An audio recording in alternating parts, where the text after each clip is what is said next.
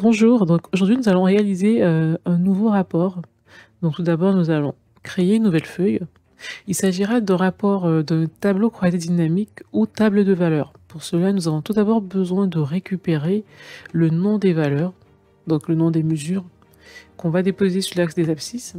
Puis on pourra récupérer également les valeurs de mesure. Donc quand on récupère tout cela, qu'on dépose déjà sur les étiquettes, quand on dépose en fait le nom des mesures et les valeurs de mesure, cela récupère du coup toutes les mesures que nous avons au niveau de notre volet table.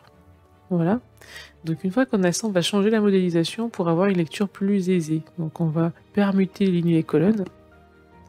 Et on va faire un peu de ménage en retirant du coup les mesures qui ne sont pas pertinentes pour notre tableau croisé dynamique.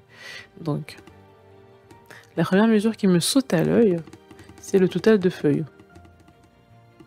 Donc je vais agrandir ici et retirer cette mesure. Puis je vais également retirer tout ce qui est availability. Donc je retire.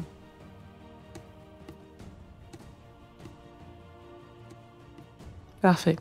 Ensuite je vais retirer, parce que je vois qu'il y en a un doublon entre le bedroom et le bed, donc je vais retirer le bedroom. Voilà. Le calculated lost listing également. Le cleaning fee également. Le host listing count vient également en doublon avec le host total listing count, donc je vais retirer le host listing count.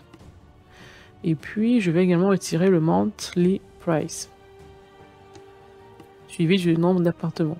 Parfait.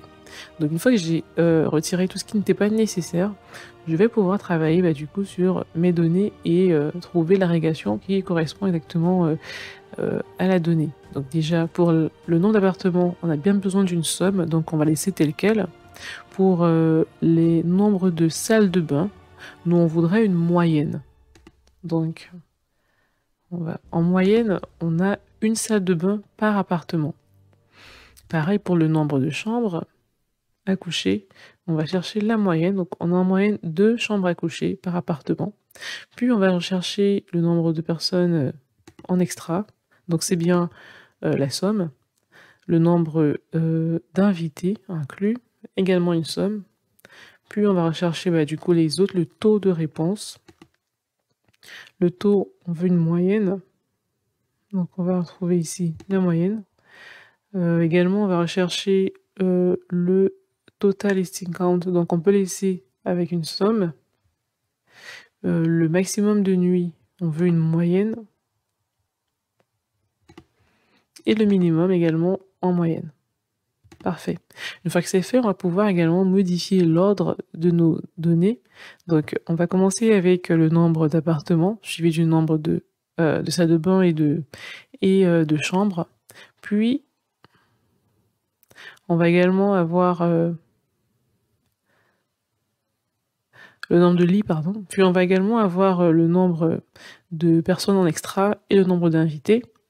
Ensuite, on aura le taux de réponse, le total listing count, le maximum de nuit, le minimum de nuit. On pourra du coup remonter juste après le nombre de lits.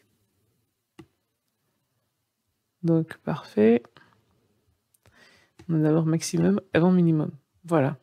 Donc une fois qu'on a fait ça, on se retrouve avec du coup cette table de valeurs. Et nous, ce qu'on va vouloir faire, c'est remodifier du coup pour avoir cette vue. Et on ira sur analyse. Et on ira sur format. Et dans format, on va pouvoir travailler sur la taille de la cellule et prendre une cellule plus grande. Parfait. Puis on viendra étirer nos colonnes pour avoir une lecture plus évidente de nos données. Donc comme on peut le voir, on a du coup réalisé notre tableau croisé dynamique. On peut ainsi enregistrer notre travail et je vous dis à bientôt pour la prochaine vidéo. Merci.